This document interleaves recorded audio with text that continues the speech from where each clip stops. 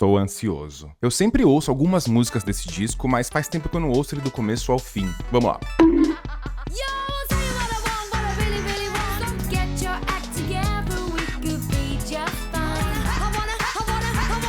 Wannabe foi um hit instantâneo, assim. Foi estrondoso o sucesso. O clipe é muito impactante. Os primeiros clipes das Spice Girls são bastante impactantes, né? Porque mostra elas numa tomada só, um take só, invadindo uma festa dos ricos ingleses e causando. O conjunto dessas 5 meninas, totalmente diferentes, assim, foi amor à primeira vista pra muita gente, inclusive pra mim. Até porque, enquanto elas estavam invadindo a festa dos ricos, os Backstreet Boys estavam, sei lá, sensualizando no chuveiro. Lembra daquele clipe?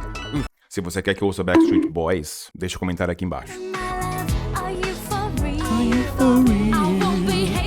Assim, como música pop, isso é infalível, né? Por que Spice Girls tem um spark a mais, tem um quê a mais? Pra mim, sempre teve. Apesar de ser um grupo fabricado, as 5, ao serem contratadas, né, quando eles conseguiram finalmente fechar o grupo depois de uma seleção de 200 meninas, elas viveram juntas num quarto por um ano, ensaiando, gravando e compondo pra se preparar pra showcases, pra profissionais da indústria, compositores, produtores e tudo mais. Elas se dedicaram muito nesse um ano e o bonding delas, né, a relação delas, acabou transparecendo nos clipes, né, e nas apresentações e tudo mais. Elas não foram da noite pro dia selecionadas e lançaram um clipe. Rolou bastante ensaio, rolou bastante dedicação de todas as partes.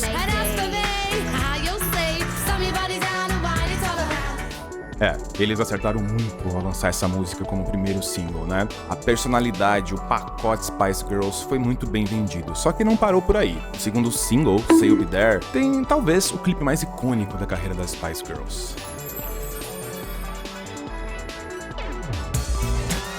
Tentar analisar isso sem o fator nostalgia, ok? Emma sempre teve uma ótima voz, né? Pelo menos em estúdio. Carisma de Mel B. Certas coisas não se fabrica, se ajusta.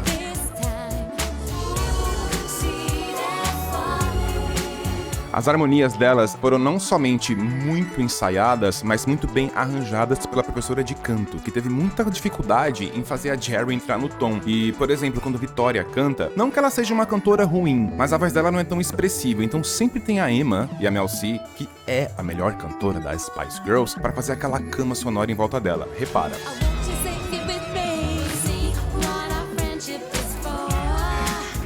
Olha lá.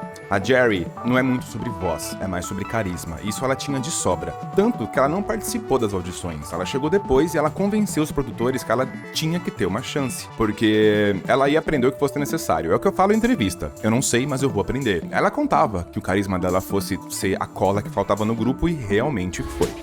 Olá, Vitória. E Emma e Mel C por trás.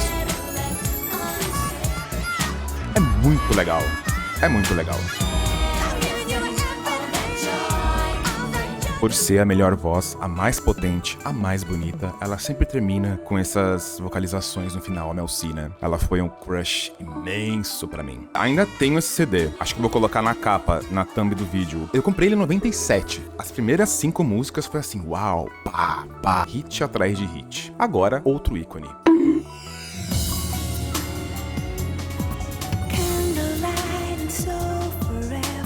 Mel C, ela coloca muita interpretação, né, nas partes dela. Essa ponte pro refrão que a Emma canta é extremamente...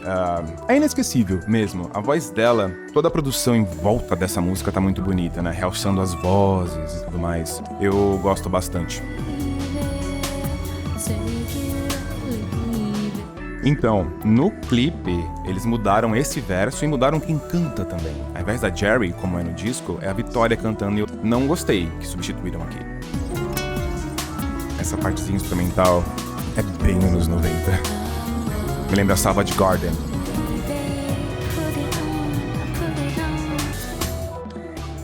To Become One é um clássico, uma balada clássica dos anos 90, sem muito mais o que dizer. O disco começa muito bem. Aí, na 4ª música, eu não lembro se foi single, mas não teve clipe. Inclusive, eu acho que essa música tá curtida aqui no disco, porque eu volto pra ela sempre. Love Thing.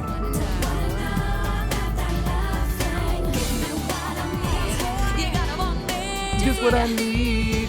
Outra coisa que eu amo nas Spice Girls é que não tem uma cantora principal. Os versos são todos divididos entre elas. Elas assinaram a composição, né, de todas as músicas junto com os dois caras. Então a personalidade deste produto fabricado pop é genuína. Aí vem ela.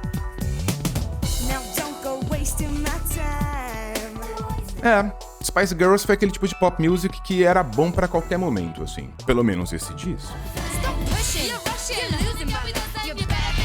Love Thing continua infalível pra mim. O que você acha dessa música? Você viveu essa época? Me conta. Nossa, vou marcar essa como preferida também. Isso é legal.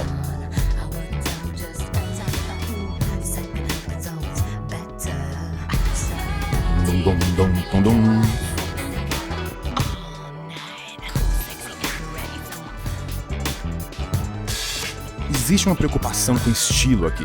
Essa música passou no teste do tempo. Ok, essa é o patinho feio do disco pra mim, sempre foi. Mas vamos lá. A batida é legal, R&Bzinha, né? Ai, não. A Mel B tem ela tem um groove. Coral. Aqui eu acho que elas caíram em clichê demais, né? A batidinha R&B, um coral... Mas o jogo de vozes entre Emma e Mel B aqui no final... A música se despede muito bem com isso, eu acho. Porque esse refrão, pelo amor de Deus, é muito cansativo. Eu acho que... Eu não volto pra essa música, não. Agora, isso sim é um hit.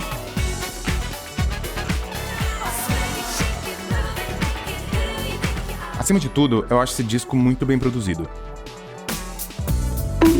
Essa é a minha música preferida da carreira das Spice Girls.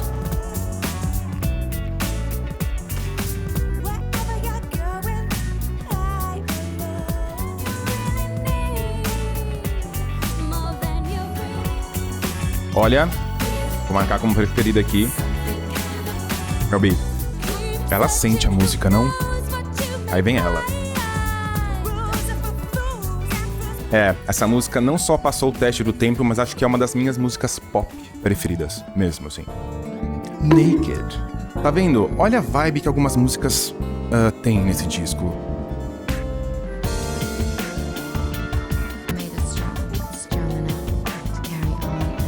O problema é que Spice Girls começou a vender pirulito, né? Então não dá pra fazer mais esse tipo de música.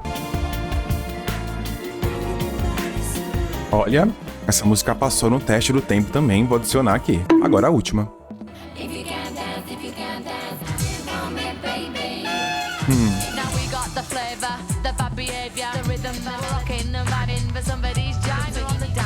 Eu gosto da Mel B fazendo isso. Aí vem a Jerry fazendo um rap em espanhol. Essa música é um ótimo tchau do disco. Olha lá, o vinilzinho Spice, de 1996. Passou no teste do tempo? A resposta é sim. Passou no teste do tempo, vou reouvir várias músicas. Será que eu faço resenha do segundo disco Spice World? Tenho muito a dizer, não sei nem se quero. Aqui começa uma nova série. Obrigado por ficar até aqui, mais vídeos pra você assistir na tela e até a próxima.